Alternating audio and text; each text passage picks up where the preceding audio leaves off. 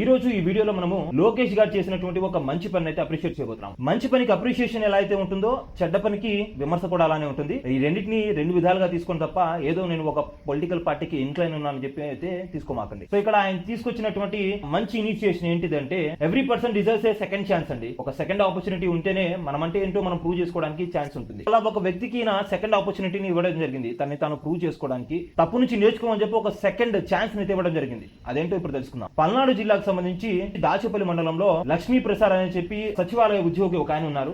ఆయన every month ఎలాగైతే pension డబ్బులు వస్తాయో ఆ డబ్బులు మొత్తం కూడా తీసుకొని పెన్షన్ అయితే డిస్ట్రిబ్యూట్ చేయాలి. కానీ ఈ మంత్ ఎప్పుడైతే ఆ పెన్షన్ డబ్బులు మొత్తం కూడా ఆయన చేతికి వచ్చాయో ఆయన పరారయ్యారు ఆ డబ్బులు తీసుకొని. మార్చి 1న అయితే పెన్షన్స్ అయితే ఇవ్వడం జరుగుతుంది. కానీ ఈ 4 రోజులు పెన్షన్ ఇవ్వలేదు.